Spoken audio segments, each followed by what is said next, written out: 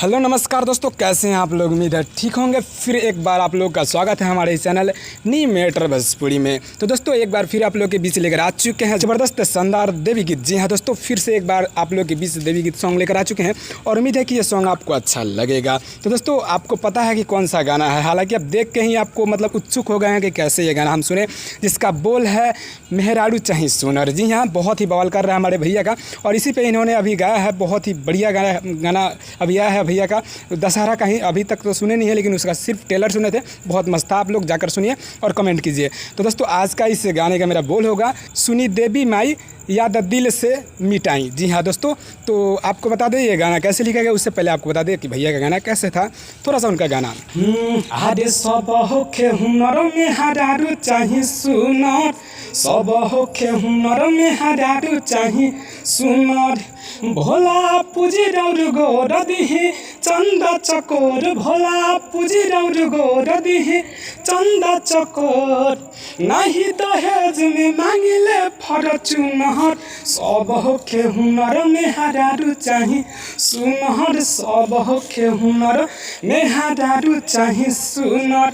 तो दोस्तों यही था गाना हमारे बड़े भैया प्रमोद प्रेमी जी का। तो आज इसी ट्रैक पे आप लोग के बीच लेकर आ चुके हैं, जिसका बोल होगा सुनी देवी मैं याद दिल से हटाई। तो चलिए आपको बताइए ये गाना कैसे लिखा गया। उससे पहले हमारे इस चैनल नी मैटर भोजपुरी पे अगर आप नए हैं तो सब्सक्राइब कर लेना, ताकि जब भी वीडियो अपलोड करें तो उसका अपडेट सबसे पहले आप तक जाए।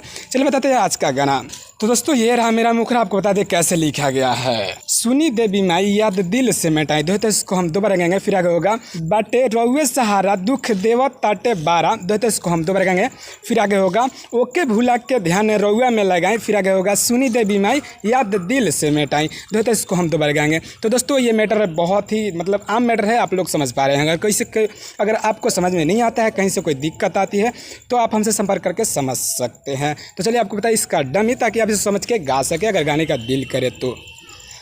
सुनी देवी माही याद दिल से मिटाई, सुनी देवी माही याद दिल से मिटाई, बाटे रउए सहारा दुख देव ताटे बारा, बाटे रउए सहारा दुख देव ताटे बारा, ओके भूला के ध्यान रउआ में लगाई, सुनी देवी माही याद दिल से मिटाई, सुनी देवी माही याद दिल से मिटाई, बाटे रउए सहारा दुख देव ताटे बारा, बाटे रउए सहारा दुख देव ताटे बारा, ओके भूला के ध्यान रउआ में लगाई, सुनी देवी माही याद दिल से मिटाई, सुनी देवी माही याद दिल से मिटाई।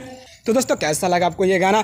और इस ट्रैक पे अगर आप और भी कुछ हट के कुछ अलग अंदाज में गाना चाहते हैं फुल और फ्री, तो हमारे उस channel writer Kumar Sagar official पे जाए, जो मेरा खुद का चैनल है। उसका लिंक हम इस वीडियो के डिस्क्रिप्शन में दे चुके हैं। तो दोस्तों आपको बता दें कि ये जो गाना है ये फुल नहीं है। जी हाँ, अगर आप इसको गाना चाहते हैं तो स्क्रीन पर दिखाए गए नंबर पर कॉल करें।